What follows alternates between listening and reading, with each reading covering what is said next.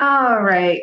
Good morning or good afternoon, everyone, depending on where you're joining us from. Thank you so much for joining us for today's webinar on our new report, A Step Forward Towards Brighter Opportunities, Learners' Perspective on Student Loan Borrowers.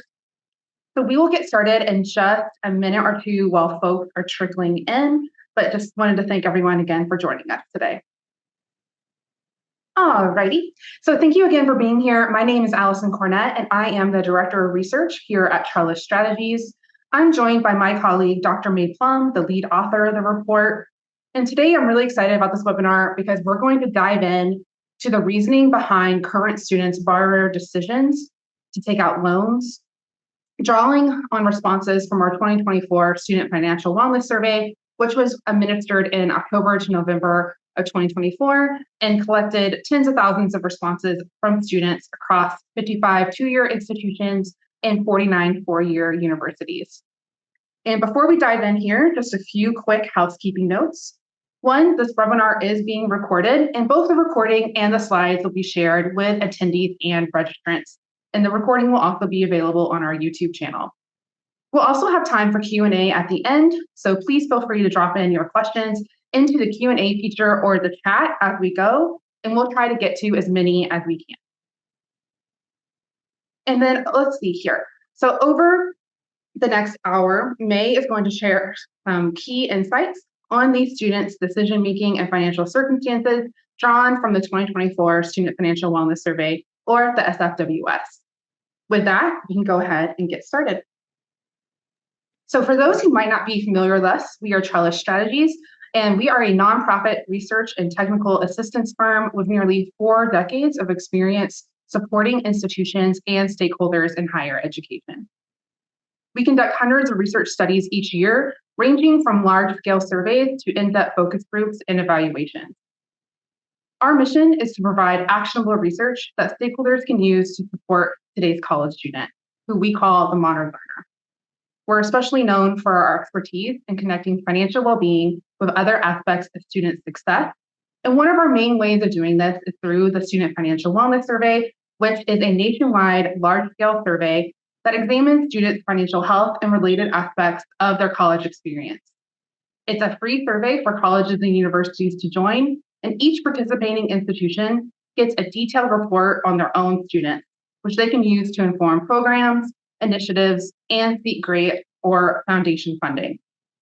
The survey covers a wide range of topics, everything from financial stress and debt to basic needs like food and housing, to academic plans and mental health. We see colleges use Student Financial Wellness Survey results to build what we call a culture of care on campus, just making sure that services and policies are aligned with the realities of students' lives. In the fall of 2024 SFWS, 104 institutions participated across the country, and that gave us a great mix of community colleges and four-year universities. Over 53,000 students responded, giving us a robust sample with an 8% response rate and a median completion time of about 13 minutes. This strong participation gives us confidence in the insights that May is about to share, and we also apply weighting to ensure that the data reflects the full population of participating institutions. With that, I'll turn it over to May to get us started. Thank you, Allyson. I am really excited to talk to you all today about some of the data that came out of this fall 2024 survey. In particular, this survey asked all students who had indicated they'd taken out student loans to pay for college. It asked them a free response question that was simply, in a few sentences, please explain why you took out student loans. This question got over 14,000 responses from borrowers, ranging all across the spectrum. Students had lots of different types of things to say about why they took out student loans, from what they spent those loans on, to the financial circumstances that necessitated the loans, to their perceptions of the pros and cons of college financing overall. So the work that I'm presenting here today is based on a 2-stage qualitative analysis that Trellis conducted over these 14,000 short responses. I want to go over first briefly the methodology that we used. So one important note is that we first removed personally identifying information from the responses. We separated responses from their metadata to ensure that the analysis was unbiased and also to protect student confidentiality. We then, Trellis researchers analyzed a subset of responses to develop a codebook of high-level thematic categories that were present across the data set. And we then used an enterprise-grade implementation of GPT-4o Mini to categorize all of the responses into those high-level groups. And the entire data set was then manually checked by researchers to ensure that the codebook was applied appropriately. We then, and I'll give you a quick overview of those big categories. I want to emphasize here that when working with qualitative data and translating them into percentages, it's important to remember that these are not necessarily, the percentage of students who use student loans to pay for academic costs, right? What this is telling us is the things that students had top of mind, those ideas that were most salient when we asked them about their student loan decision making. And so that's the key way to interpret these data. But we can see some kind of high-level thematic ideas across these data, which I've separated out here between 2-year borrowers and 4-year borrowers. And so you can see, unsurprisingly, that academic costs were a common theme, but we also see students talking about their personal and family financial situations. We see them talking about their living expenses, their interactions with other forms of financial aid, and how they balance their work, life, and school commitments. In a second set of these high-level themes, we also had students talk about the kind of the choice and impact of taking out student loans. The biggest theme here is this idea of a lack of choice, which was particularly predominant among 4-year borrowers, with 20% of 4-year respondents to this question relating in some way to a lack of choice surrounding their student loan decision. And we also see these smaller themes, which were much less common in the data set, but I'm going to share some stories from these as well about things like the burdens versus benefits of student loans and the sense of personal responsibility around paying for college, which give us some deeper insights into student experience. So using these high-level categories as a second stage of the qualitative analysis, we took each set of responses within each category as its own data set and used a manual inductive coding framework to identify these deeper thematic patterns that emerge throughout this data. And that's the core of what I'm going to go through with you today is some of those kind of deeper findings that emerged from subsets of the data. And before we really jump into all of that information, I want to just frame this conversation a little bit. So we asked this question of student loan borrowers, and so the cohort of respondents is restricted to those students who indicated that they took out student loans as part of paying for college. But these responses don't only give us insight into learners' borrowing behavior. They also just give us this picture of their larger financial experience of college viewed through the lens of their borrowing. And so I don't want you to be restricted when you're thinking about this data. Don't be restricted to just thinking about student loan policy or how student loans are administered within a college, but also thinking about that broader landscape of college financing, how student loans fit into that, but also how all of these different factors in students' lives are interacting to bring about this financial picture. So with that, let's jump in. I'm going to go over 3 big findings today. The first kind of finding theme is the cost of college attendance is shifting for students. In these responses, of course, we see some examples of how student borrowers use their loans. And this is a really emblematic example from a student at a public 4-year institution who said, I took out student loans primarily to help cover tuition, also to help make sure I can stay ahead on rent at my house and purchase a more reliable vehicle so I can continue to work and support my family, right? So here we're seeing the variety of costs that students are thinking about when they think about college financing. That's not just tuition, but also basic needs and living expenses like rent and transportation.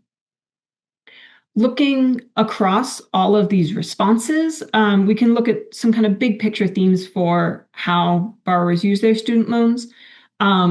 You'll see on the right-hand side here, there's about a quarter of each cohort of 2-year and 4-year students who did not specify how they spent their student loans. They focused on some of those other themes that we talked about earlier. But you can see a big division here between students who talked about academic costs in orange, students who talked about living expenses, that's the dark blue, and then students who talked about both, that's the light blue there. And you can see a big picture difference between 2-year and 4-year borrowers, where 4-year borrowers were more likely to talk about their academic costs, while 2-year borrowers were more likely to talk about their living expenses. But living expenses forms a meaningful percentage for both of these groups. So within this finding number 1, I'm going to talk about 3 key areas. One is about covering tuition and fees, managing living expenses, and then I'm going to touch on some limitations that students talked about and how they interact with grant aid. So to start with tuition and fees, this is a bit of the bread and butter of student loans, right? And we see students saying things like college is expensive. We know that this is a common sentiment, and we see it robustly throughout this data set. We also saw within this data set students talking about specific things that made their tuition more expensive. For example, students talking about being out of state or out of district for their institution, and also specific program costs that were higher. For example, aviation programs came up frequently, as did costs associated with clinicals or other areas in healthcare professions. And we see these ideas represented not just in students' responses to the free response question, but also in other parts of the Student Financial Wellness Survey. Overall, nearly 3/4 of borrowers in this survey reported that they worry about having enough money to pay for school, and around a quarter indicated that they weren't sure how they would pay for college in the following semester. So this is an active concern for students, is how the cost of tuition is going to play out for them. But I'm going to move on now to living expenses, because I think that is an important theme to bring out of this data. We see this across the Student Financial Wellness Survey. Students worry about being able to pay for their current monthly expenses, and we see high rates of housing insecurity and food insecurity among respondents. And I want to point out here that across these metrics, loan borrowers showed greater financial insecurity and more concern about living expenses than the overall undergraduate cohort here, and by a pretty substantial margin. And we see them talk about this when they talk about their student loans. The top student here from a public 4-year institution said, "I took out student loans in order to have money for housing near campus, as well as gas and food," listing out these different living expenses that they needed support for. Students with children often talk about childcare in addition to their housing costs. And I want to particularly point out this bottom quote here, students saying they used their student loan to pay for dorm housing, presumably on campus. And they specified that they thought that their state scholarship would take care of that, but they later learned that that scholarship is only allowed to apply to tuition. And I want you to hold that idea, because I will come back to it in just a moment as we talk about grant aid. But before that, I want to point out a particular quote that highlights the experience of student parents when it comes to living expenses. So this is a student at a public 4-year institution who explained that they come from a rural small town in their state, but they moved to a college city to pursue their degree. And they say, "My student loans help me cover the entire cost of tuition, fees, and supplies, and also subsidize the increased cost of living in this college city with my family of 4. For example, childcare costs are double what it was in our former town." And they also specified that they were declined institutional childcare assistance because their child is in pre-K. We know that there's often not a good overlap between the hours that childcare is available and the hours that parents need childcare if they are trying to pursue classes in addition to working. With that, I'm going to move on to grant aid, but make sure you hold both those ideas of tuition and living expenses in your mind. This is where I want to start with grant aid. This is data from from federal resources and NIPSAS and others. The average, we can see over the past several decades that the cost of tuition has gone up. This is all adjusted for inflation. We know the cost of tuition has gone up. That's that orange line here.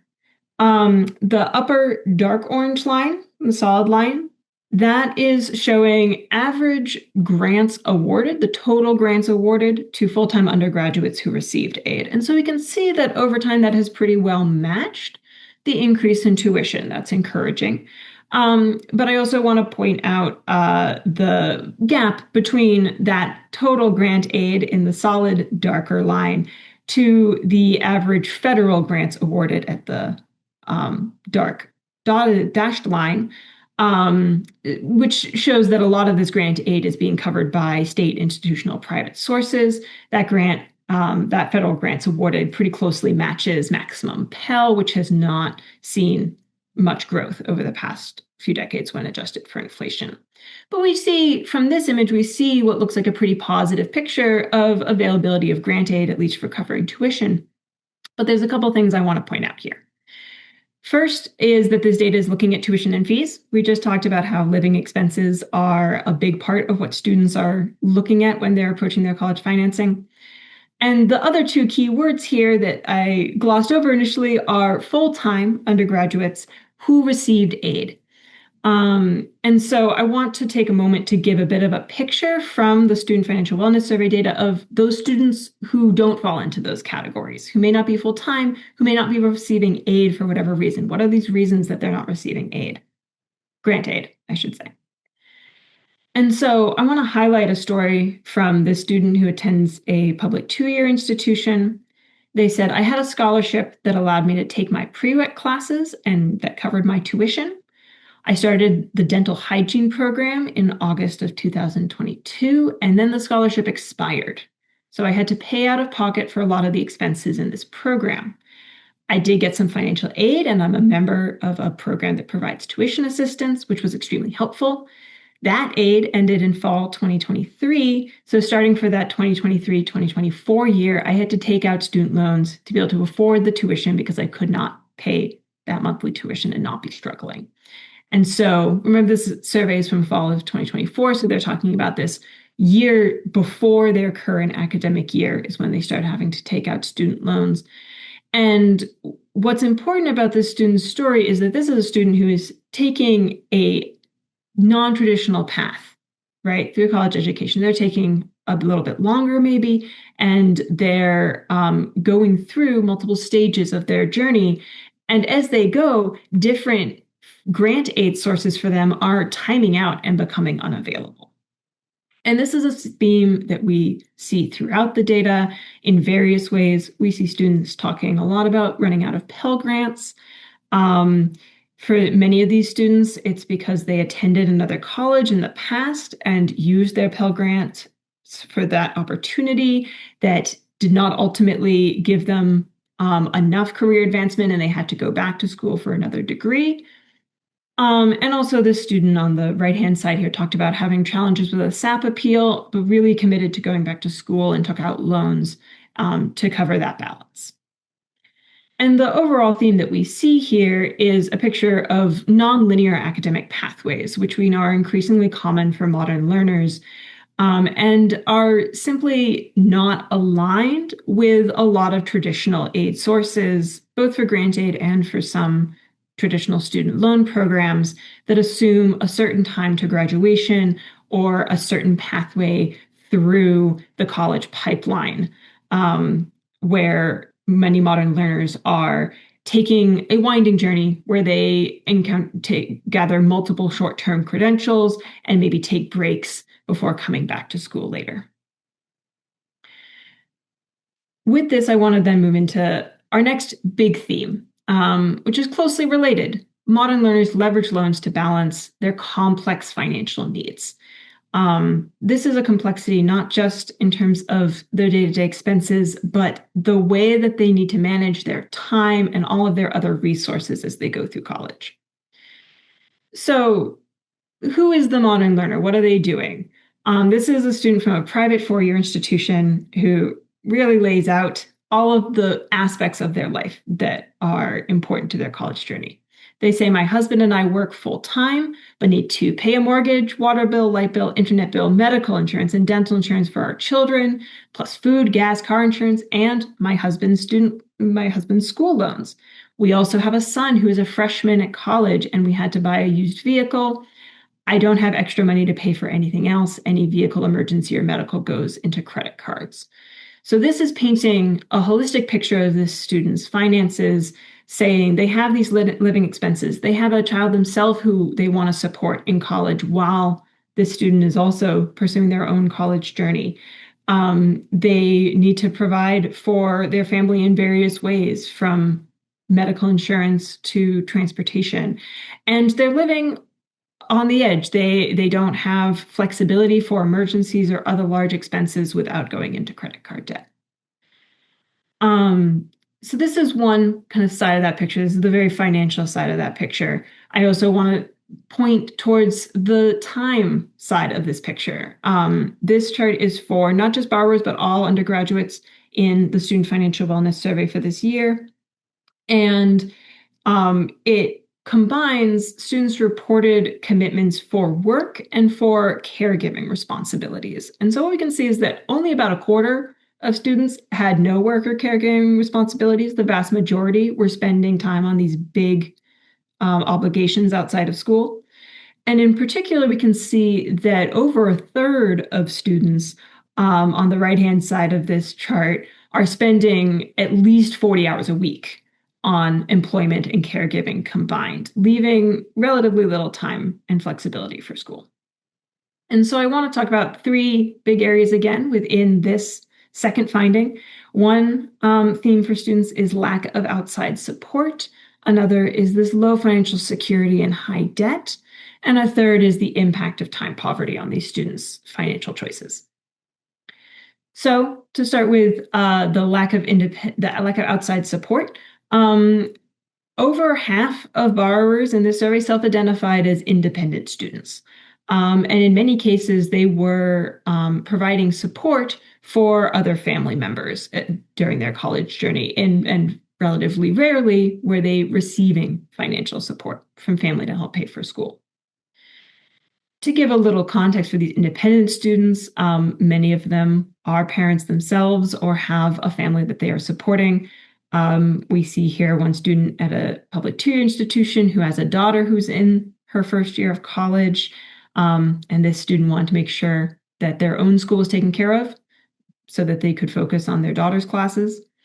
And we have a student at a private four-year institution saying, I'm the primary source of income for my family. I have too many other bills to allow me to afford school without student loans. We also see students who are providing for their own parents while attending college. I particularly wanted to highlight this borrower at a public two-year institution who was providing not just financial support, but caregiving responsibilities for their disabled mother, saying that the student loans they took out allowed them to continue their education while managing these other obligations. And even when students might not be formally designated as independent, for example, for the purposes of a FAFSA application, they may often be financially independent. And we saw a theme within some responses of students wanting to reduce the burden on their own family and using that as their reason for taking out student loans, saying things like, this is my education, I should bear the responsibility of it. Things like, I need to make it easier for my parents, or I wanted to do it myself, indicating that this is an important part of their self-determination. To move on to our second idea within this macro theme, we know from throughout the Student Financial Wellness Survey that today's college students are often facing high levels of financial insecurity. Over half of students in the survey said they would have trouble getting $500 in cash or credit to meet an unexpected need in the next month. And many reported running out of money at least once in the past year. And I want to point out here that loan borrowers, the bottom bar in each graph here, showed higher rates of financial insecurity compared to the average. And similarly, loan borrowers are often experiencing other forms of debt. Students who had ever taken out student loans were more likely to use credit cards, more likely to use buy now, pay later services, more likely to use payday and auto title loans, more likely to borrow money from friends and family. They are often needing to rely on multiple borrowing sources to manage that financial insecurity. And overall, many students feel that the total amount of debt that they have right now is not manageable. In this particular chart, I want to point out on the right-hand side, you might notice that the student loan borrower category does include 5% who say they do not have debt. This is indicating that they, at one point, used student loans to pay for their education, but have since paid them off. But you can see for the majority here who do have existing debt, there's a large cohort, 38%, who disagree that their total amount of debt is manageable. And so one way to look at this is to recognize that student loans are sometimes a mechanism for students to manage other debt that exists in their life. We saw students in this survey talking about using student loans to avoid credit card debt, seeing the lower interest rate on student loans is preferable. We also see students sometimes using student loans to manage existing debt if they have really high interest debt that is jeopardizing their financial stability.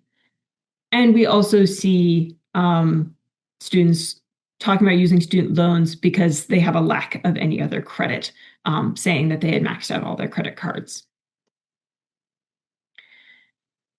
I want to shift now to the impact of time poverty. I'm bringing up this chart again to remind you of the spread of student time obligations.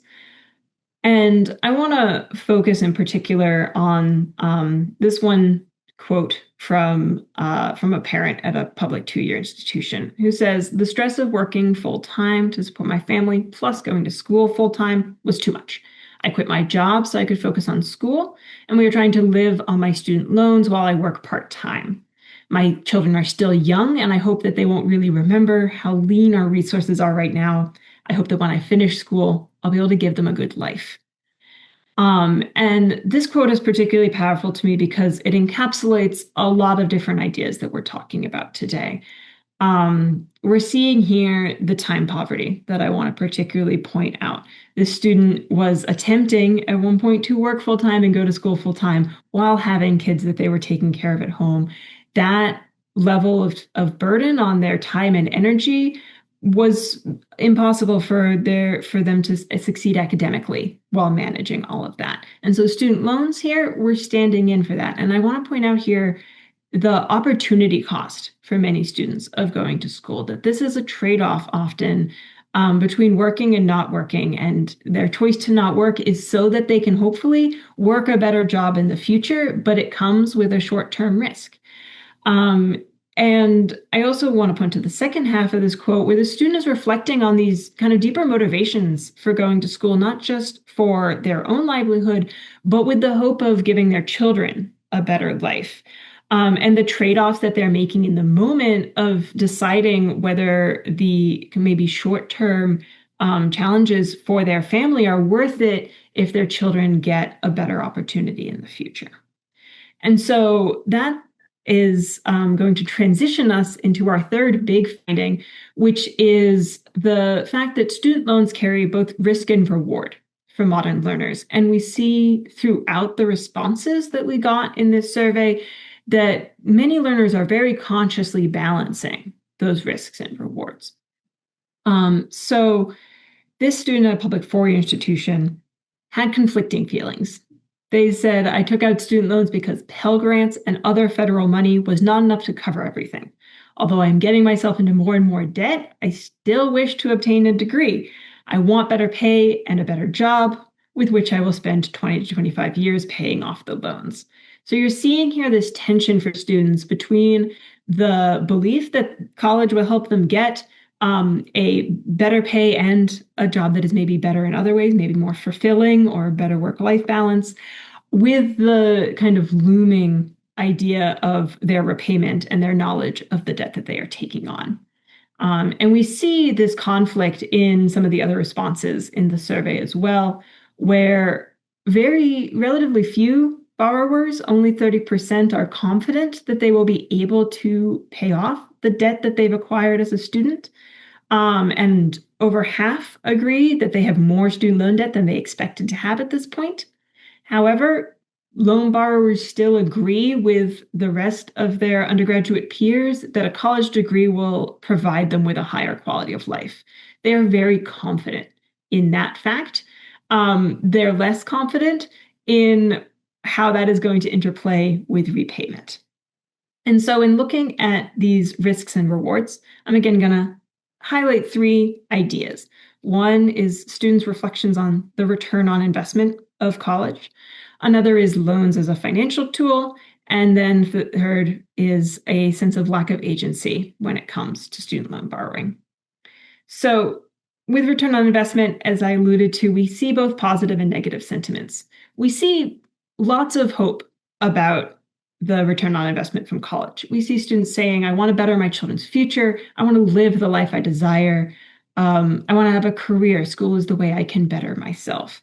And we just saw that the vast majority, 84% of these borrowers, believe that college is going to attain them that. We do also see some students sharing negative experiences that they've had with prior education. The top student here is currently at a private two-year institution. They previously received a bachelor's degree, and when getting that bachelor's degree, they took out the maximum federal student loan allowance at that time. They then say, that degree didn't qualify me to work for a decent salary, so now I'm back in school.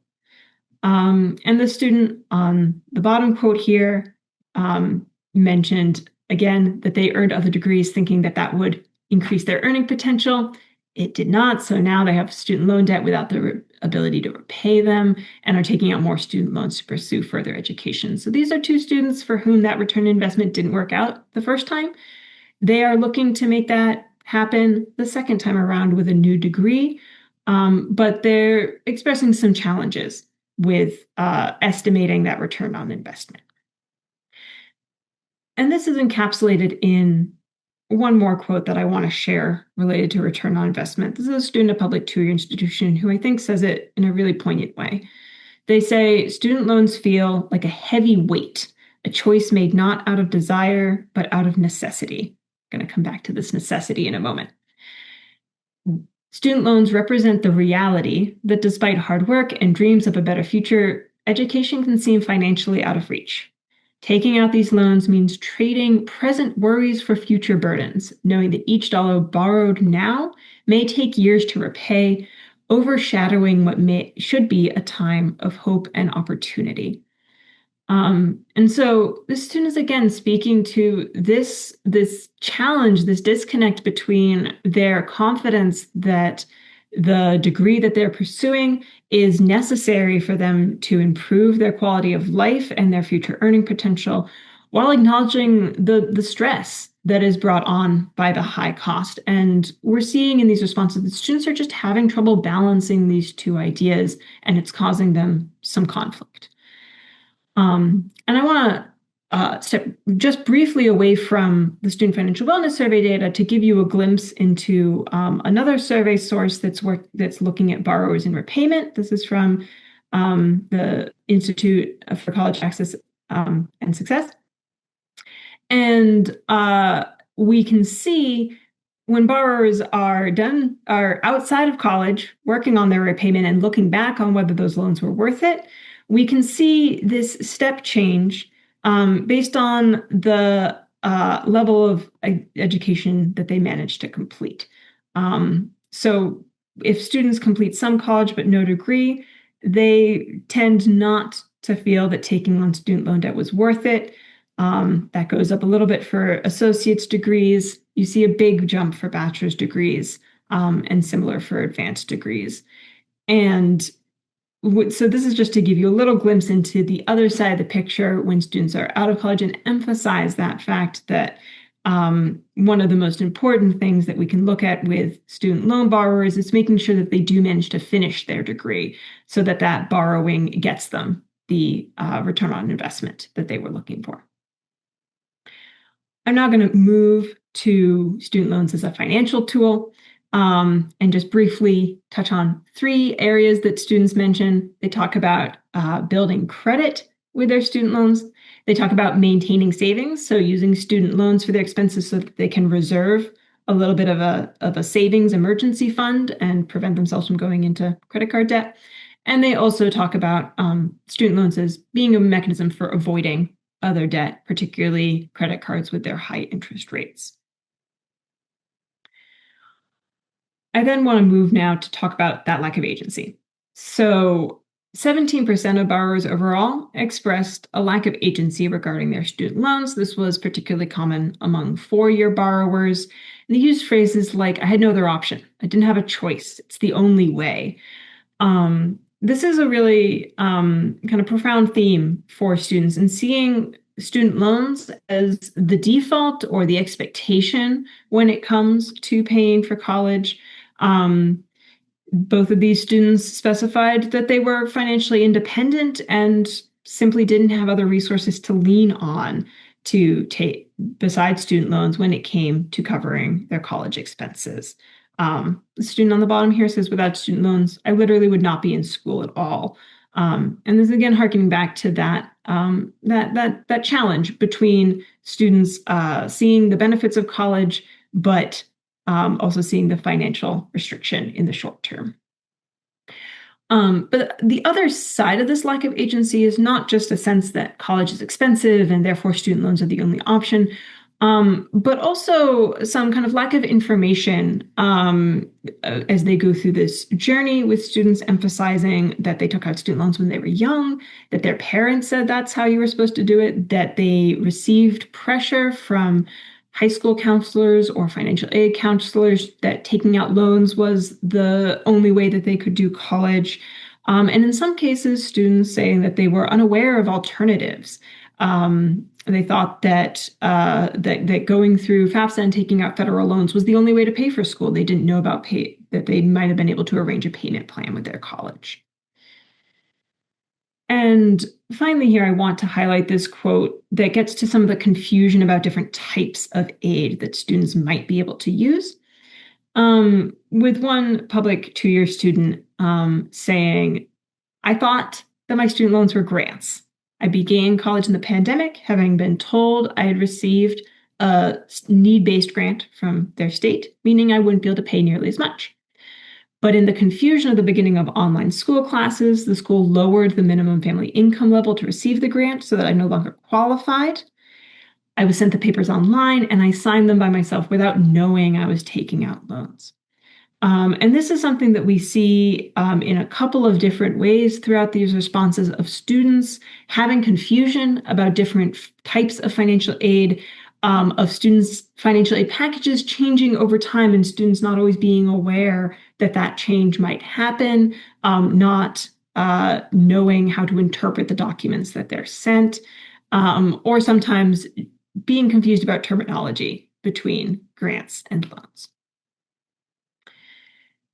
So we've talked about a whole breadth of different themes today, and I appreciate you all sticking with me through this pretty dense presentation of information. I want to wrap it up by talking about this big picture idea, which is centering the learner experience in the college financing conversation. Here at Charlotte Strategies, we are really focused on the learner experience, and we approach that through the lens of the modern learner. This is an acknowledgement that increasingly learners are pursuing nonlinear education pathways. They have basic needs considerations. They have high expectations from institutions about quality and responsiveness, but they also have some trust issues with skepticism with the effectiveness of the traditional higher education system. And they have shifting perceptions of the value of education, and they're looking towards particular career outcomes as they go through school. And in particular, in this set of 14,000 responses from student loan borrowers. There are three big ideas about the modern learner that I want us to walk away with. One is this nonlinear learning pathways. Modern learners are engaging in multiple shorter duration experiences. They're often trying to stack portable credentials, blend that with formal training or workplace skills.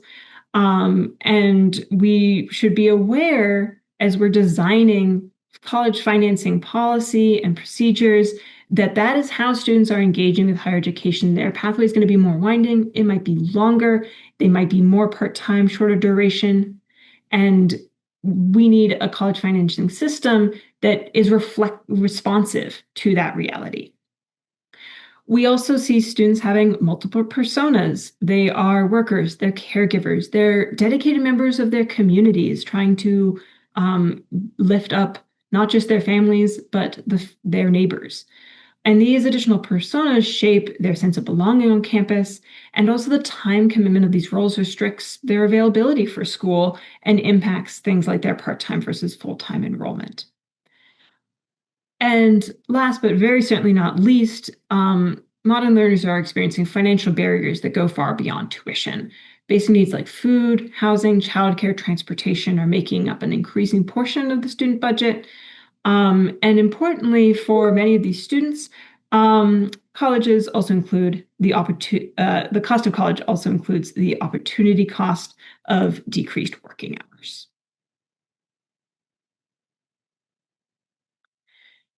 And as my final quote to share with you all, I want to go to this student from a public two-year institution who says, "I took out a student loan hoping to create a better life for myself and my children. At the time, it felt like the right choice, a step forward towards brighter opportunities. Looking back now, there are moments I feel the weight of that decision, but I don't regret it as much. Life has a way of teaching us through every experience, and with each lesson, I find a bit more strength and understanding. We live, we learn, and we grow." I'm really impressed by the optimism of this student's experience in the face of the weight of those student loans, and by the care that they are showing towards their future self and their children. And I chose this phrase, "a step towards brighter opportunities," as part of the title for this report that we put out on these findings, because I think it just speaks to part of the goal that these students have for higher education. And I hope that as we move forward together, we're designing a system where students can focus on taking those steps forward towards brighter opportunities and leave behind a little bit of the weight of that decision. If you want to learn a lot more about these students and their stories, we have both a full report outlining all of these qualitative findings, as well as a shorter research brief that I encourage you to share around as a quick snippet version of these findings. You can download both of those from our research hub.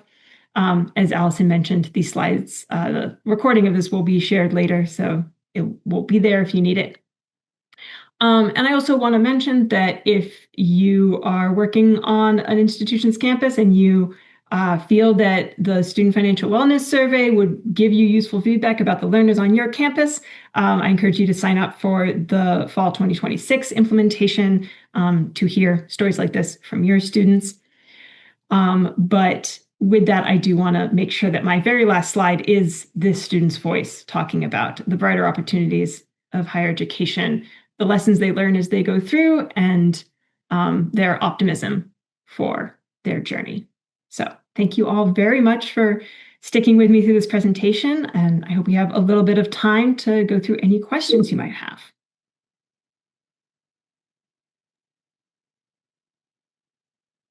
Yeah, thanks, May. Super interesting stuff. I think, it really just speaks to the tenacity of these students. And I really love having just like a really in-depth glimpse at how these students are deciding to take out loans and their feelings and perceptions about loans, especially since that is such a hot topic in the kind of today's discourse. But thanks, May, for covering all that in such great detail. I really feel like we got a super in-depth look at the report. So that was great. Okay, And I am not seeing, let me see. I don't think I can, let me pull up any questions that have come in. So it looks like we have a handful. We can just get started with maybe this first one. So the report shows that many students are using loans for housing, food, and childcare. So as a result of that, how should institutions think differently about cost of attendance as a result? Yeah. So, and I titled this webinar, Tuition, Housing, and Childcare. Uh, I realized as I was really finalizing these slides, I thought I wish I could put opportunity in there because that's really the real kind of scope of these findings. But I think there's two big ideas. One is that institutions should be really looking at these basic needs and encouraging students to think of those costs as something that institutions care about. I think a lot of students come into the college financing. They're thinking about their housing, their food, their childcare, but they don't necessarily know that their institutions are also thinking about that already. That there are ways for Pell Grants to cover other aspects of the cost of attendance, for example, that you can, and that with childcare and transportation being some of those big areas that might not come up in other contexts. And then the other thing is that word opportunity that I mentioned. Opportunity cost is also a big part of students' college decision making. And that's not always something that can be directly addressed by college financing policy, but is important for institutional stakeholders to be aware of when they're talking about students and helping them work through these decisions, is thinking about the ways that the opportunity cost of decreased work hours is impacting their overall college financing situation and how that's going to be managed over the length of the student's college journey. Yeah, great. Okay, we can move to our next question here. You talk a lot about modern learners in the report. How do their borrowing decisions differ from what financial aid systems were originally or traditionally designed to support? Yeah, and I think the big picture thing I want to focus on here those is that nonlinear journey. A lot of Title IV programs were designed with a very kind of straightforward linear path in mind. This comes up when we think about term limits on financial aid. And I think that's one of the big ways that the college financing system needs to shift overall is a recognition, not just that students might need to take a break in the middle of their degree, but they're going to be coming back for additional credentials. They're going to be operating in an overall system that is about constant upskilling and reskilling. And that we need our system to be adapting to that reality for students as they come back again and again. Okay. And then let's see, it looks like we have a question just came in from Ginger. Has the response distribution to "was your loan worth it" question changed over time? Yeah, so that particular graph that I showed from borrowers in repayment reflecting was not from a Trello survey, it was from a TICA survey. So I don't have immediate insight into how that has changed over time. I can tell you that if I think back on eras of the Student Financial Wellness Survey and how students have talked about their confidence in repaying loans, we have seen some shifts over time in how likely students think it is that their loans will be forgiven. But my memory is that their confidence in repaying has been fairly consistent and that in being low, but also their confidence in the value of higher education has been consistent in being pretty high. Those are things we see over the past, 5 years or so as being pretty steady for students. Okay, great. And unless any other kind of Q&A come in the meantime, I think we can kind of move to our closing question, which is really, May, what do you hope practitioners or policymakers take away from this report after they read it? What's your one key takeaway here to close this out? Yeah. My No one pressure. key takeaway. I'm just going to use this as an opportunity to harp a little bit on qualitative research and say that listening to students' stories about what their experiences are on the ground, hearing their actual words about what they experience in college, I don't think that the importance of that can be overstated. It's important to pair it with, good, robust, representative findings to help guide that policy. But I hope that practitioners and policymakers can listen to these words and think we need to adjust our ideas to fit what students are actually experiencing. Not just the ideal version of what we hope they experience, but all of the messiness that is underneath there, in acknowledgement that the financial aid system is complex, and also these students' lives are complex, and they cannot be simplified down to a single metric. Right. Which I think is one of the great things in this report is that you can really just see the full range of students' lived experiences and in their own words, how they're experiencing student loans and the rationale and decision making behind all of that. Okay, well, I don't think any other questions have come in, and always nice to give folks a little bit of their day back. So I just wanted to thank everyone again for joining us today for this webinar on the experiences of student loan borrowing among current students. Thank you so much to Dr. Plumb for leading the analysis and the report writing of this publication. And I just want to remind everyone that this webinar has been recorded and that we will be sending out a recording to all registrants and attendees. And if you have any questions about the report or any of the other research we're doing here at Trellis Strategies, please feel free to reach out. And otherwise, have a really great rest of your day. And thanks again for joining us. Thanks so much, y'all. Thanks, everyone.